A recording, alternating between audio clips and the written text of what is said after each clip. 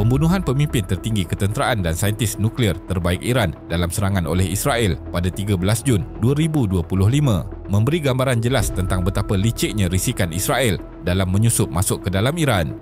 Serangan ini dipercayai dirancang oleh Institut Pusat Perisikan dan Operasi Khas Israel atau lebih dikenali sebagai Mossad di bawah arahan Perdana Menteri Benjamin Netanyahu dan Menteri Pertahanan Israel, Israel Katz. Laporan media turut mendedahkan bahawa sasaran seterusnya adalah pemimpin tertinggi Iran, Ayatollah Ali Khamenei, iaitu satu tindakan yang bertujuan untuk melumpuhkan pentadbiran tertinggi negara tersebut. Kehadiran ejen Mossad serta pemberi maklumat dalam kalangan rakyat tempatan Iran sendiri menjadikan usaha memburu dan menghapuskan sasaran jauh lebih mudah. Serangan ini dilihat sebagai sebahagian daripada misi jangka panjang Israel untuk mematahkan struktur kuasa dan kawalan utama Iran. Jadi dalam video kali ini kita akan melihat bagaimana perisikan Israel Mossad menyusup ke dalam Iran. Teruskan menonton. Dapatkan akses video eksklusif dan video terbaru dari APHD Channel dengan menyertai membership. Tekan link di bawah dan pilih eksklusif video. Terdapat lebih banyak dokumentari yang menarik di sini. Pada awal pagi Jumaat, 13 Jun, Israel melancarkan serangan besar-besaran yang mereka namakan sebagai tindakan pencegahan yang perlu atau necessary preemptive action terhadap Iran.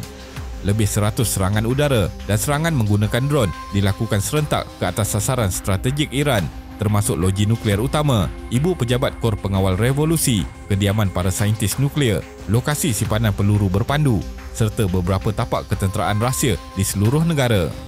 Dalam gelombang awal serangan ini, Israel berjaya membunuh 9 orang saintis nuklear terbaik Iran secara serentak ketika mereka sedang tidur di rumah masing-masing menggunakan peluru berpandu berketepatan tinggi. Pada malam pertama juga, Mossad turut mengerahkan drone dan peluru berpandu dalam operasi terancang mereka. Walaupun skala serangan selepas itu tidak sebesar pada hari pertama, pembunuhan berprofil tinggi ini tetap diteruskan dalam beberapa hari berikutnya. Sebenarnya, risikan Israel telah menjejaki pergerakan para saintis nuklear Iran selama bertahun-tahun.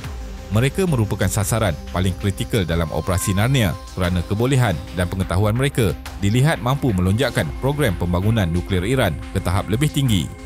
Sebahagian besar daripada saintis yang dibunuh ini merupakan anak didik dan pengganti kepada Mohsin Fakhrizadeh, iaitu individu yang dianggap sebagai bapa kepada program nuklear Iran yang turut dibunuh oleh Israel pada tahun 2020.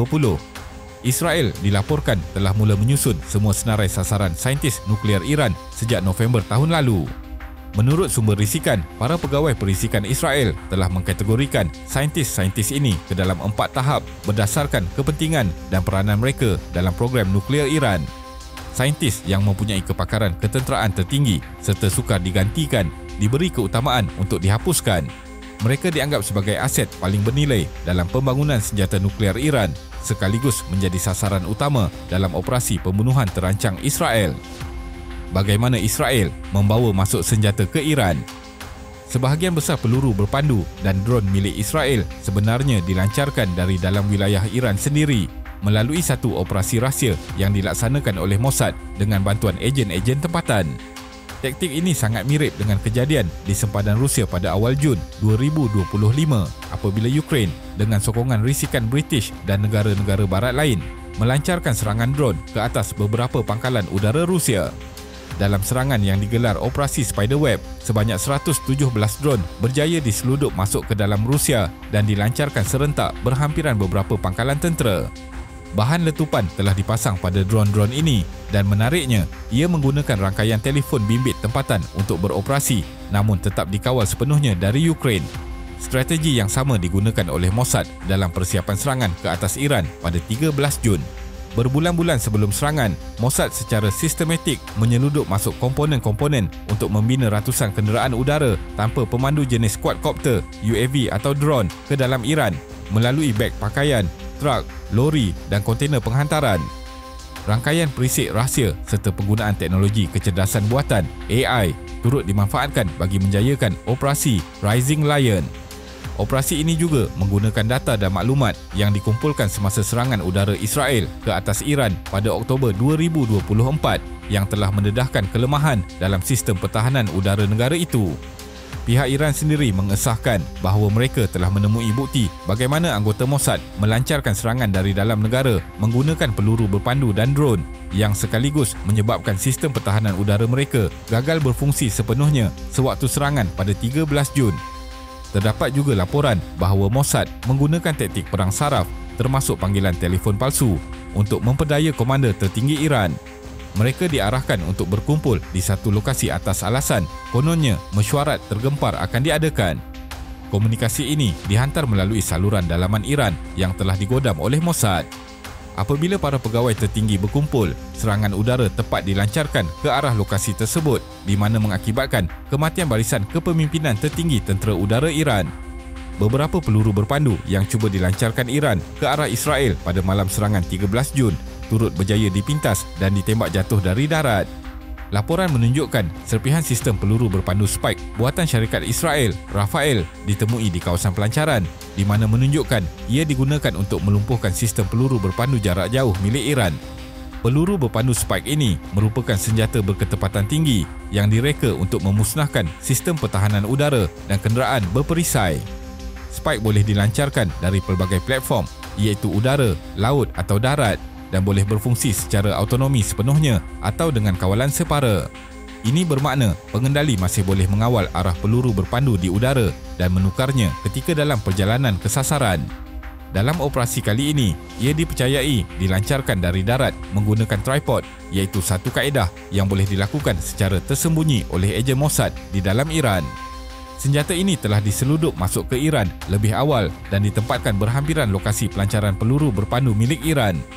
Ia kemudian dikawal dari jauh oleh Israel melalui rangkaian komunikasi rahsia dan diaktifkan sejurus sebelum serangan udara bermula. Tujuannya sangat jelas, iaitu untuk melemahkan keupayaan pertahanan Iran pada saat paling kritikal. Malah, Mossad pernah menyatakan secara terbuka kepada media barat mengenai cita-cita mereka untuk menubuhkan pangkalan drone di dalam Iran. Taktik ini nampaknya memang digunakan apabila drone-drone bersenjata dilengkapi bahan letupan dilancarkan bagi menyerang sistem peluru berpandu jarak jauh Iran yang berada di pelbagai lokasi strategik. Ini bertujuan menghalang sebarang serangan balas segera dari Tehran terhadap Israel. Langkah-langkah ini juga menjelaskan kenapa sistem pertahanan udara Iran gagal berfungsi sepenuhnya sewaktu serangan Israel pada malam 13 Jun. Pada masa yang sama, kira-kira 200 jet pejuang milik tentera udara Zionis memulakan operasi menghancurkan sistem pertahanan udara Iran. Ratusan bom dijatuhkan, memusnahkan puluhan radar serta pelancar peluru berpandu permukaan ke udara. Sistem pertahanan Iran hanya berjaya mula memintas peluru berpandu Israel kira-kira setengah hari selepas serangan bermula. Sejurus selepas hari serangan, pihak berkuasa Iran turut mengumumkan pembongkaran sebuah fasiliti pemasangan drone rahsia yang dipercayai mempunyai kaitan langsung dengan jaringan Mossad di dalam negara. Pada 14 Jun, hanya sehari selepas serangan ke atas Iran, pasukan keselamatan Iran melaporkan penemuan mengejutkan. Mereka berjaya merampas 200 kg bahan letupan, 23 unit drone, beberapa platform pelancaran serta alat kawalan jarak jauh yang semuanya dipercayai digunakan dalam operasi sabotaj oleh Mossad. Selain itu, sekurang-kurangnya 28 ejen Israel turut ditangkap di pelbagai wilayah di Iran. Penangkapan ini membuktikan bahawa rangkaian operasi Israel di dalam Iran bukan sahaja melibatkan risikan tetapi turut berfungsi sebagai pasukan sokongan teknikal dan logistik di lapangan. Menurut Farzin Nadimi, seorang penyelidik di Washington Institute dan pakar dalam bidang senjata Iran, drone-drone yang digunakan dalam serangan ini terdiri daripada komponen kecil yang mudah diseludup masuk ke negara itu. Bagi misi yang kompleks seperti ini, ejen-ejen berpengalaman Mossad biasanya akan berada di dalam negara untuk bekerjasama dengan ejen tempatan. Ia bukan sesuatu yang berlaku secara spontan. Sebaliknya, perancangan bagi operasi seperti ini memakan masa bertahun-tahun. Tambahan pula, teknologi drone telah mengalami revolusi besar dalam tempoh beberapa tahun kebelakangan ini. Kita telah menyaksikan bagaimana Ukraine menggunakan drone yang dikawal melalui rangkaian telefon mudah alih untuk menembusi jauh ke dalam wilayah Rusia. Drone-drone ini bukan sekadar alat serangan, malah berfungsi untuk mengumpul maklumat secara langsung dan menghantarnya semula kepada pengendali dengan pantas. Kewujudan rangkaian seperti 5G, LTE dan mudah alih telah membuka ruang kepada operasi ketenteraan yang lebih canggih dan sukar dikesan. Oleh itu, pihak berkuasa Iran bertindak menutup akses internet bermula 18 Jun.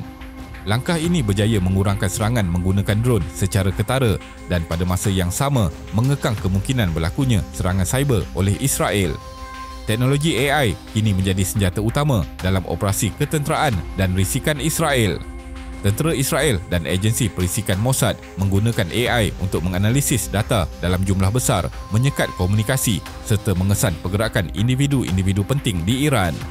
Pegawai-pegawai Mossad telah menyusun senarai nama pegawai tentera kanan Iran lengkap dengan butiran seperti tempat kerja, rutin harian dan malah aktiviti riadah mereka. Maklumat ini dikumpulkan dengan teliti bagi memudahkan pelaksanaan serangan yang tepat dan tersusun.